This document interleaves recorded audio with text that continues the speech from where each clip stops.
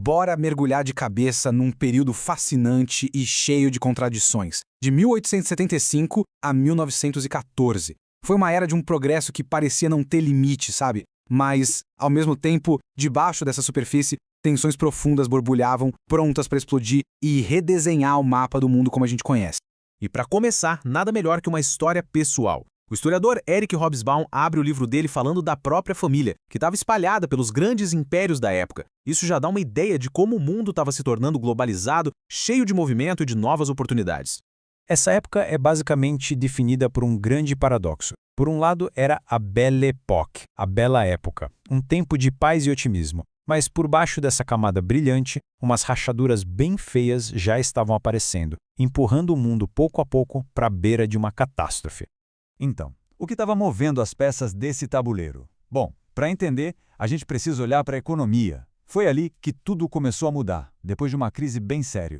O ponto-chave aqui é que a tal Grande Depressão de 1873 não foi um crash tipo o de 29, de um dia para o outro.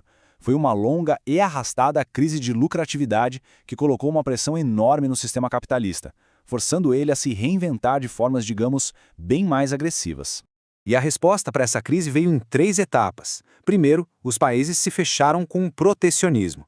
Depois, o poder se concentrou na mão de empresas gigantes. E, por fim, veio a cartada final, a mais dramática de todas: sair pelo mundo em busca de novos mercados e recursos através da expansão imperial.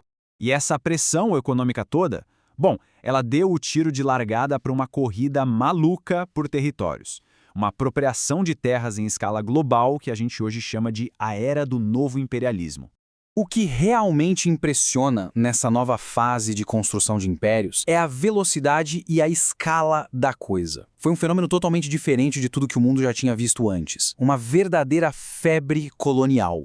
Para se ter uma ideia, nas 4 décadas que antecederam a Primeira Guerra Mundial, mais ou menos 1/4 de toda a superfície terrestre do planeta foi dividido entre um punhado de nações. Pensa só, 1/4 do mundo!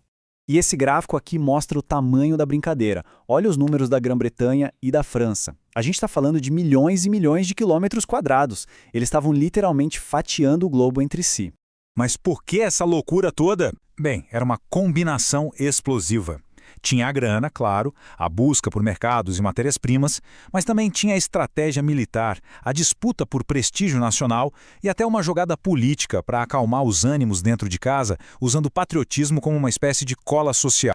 Claro que esse novo sistema global de indústria e império não mudou só o mapa do mundo. Lá dentro dos países, ele virou a sociedade de cabeça para baixo, redesenhando completamente a sua estrutura.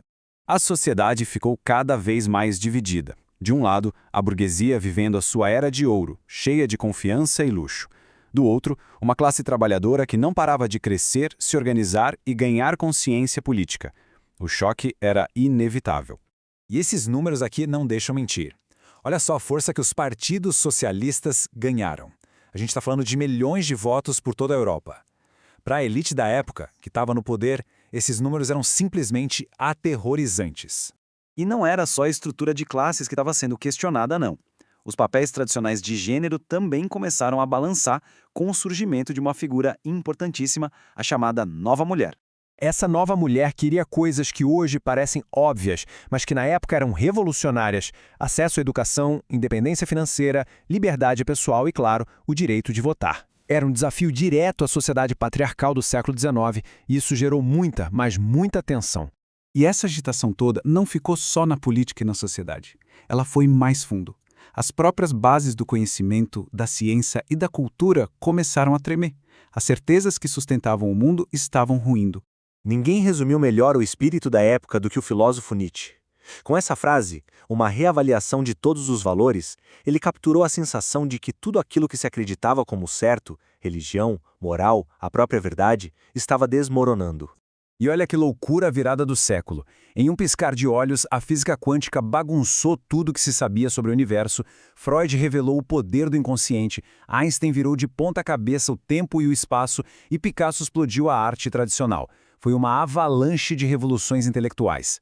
Aquele universo de Isaac Newton, sabe? Todo certinho, mecânico, previsível, ele simplesmente deixou de existir. No lugar, surgiu um universo novo, estranho, relativo, incerto e bem perturbador. E essa perda de certeza na ciência era um espelho perfeito da ansiedade que crescia na sociedade. Certo.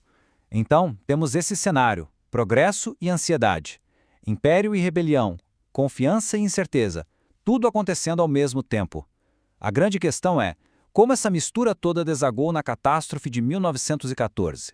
O que aconteceu foi uma aliança perigosíssima entre a grande indústria e o Estado. Os mercadores da morte, os gigantes fabricantes de armas, lucravam com a tensão. E os governos, por sua vez, viam no poder militar a única forma de sobreviver. Uma coisa alimentava a outra numa espiral sem fim. No fim, todos os fios que a gente viu se amarraram num nó cego.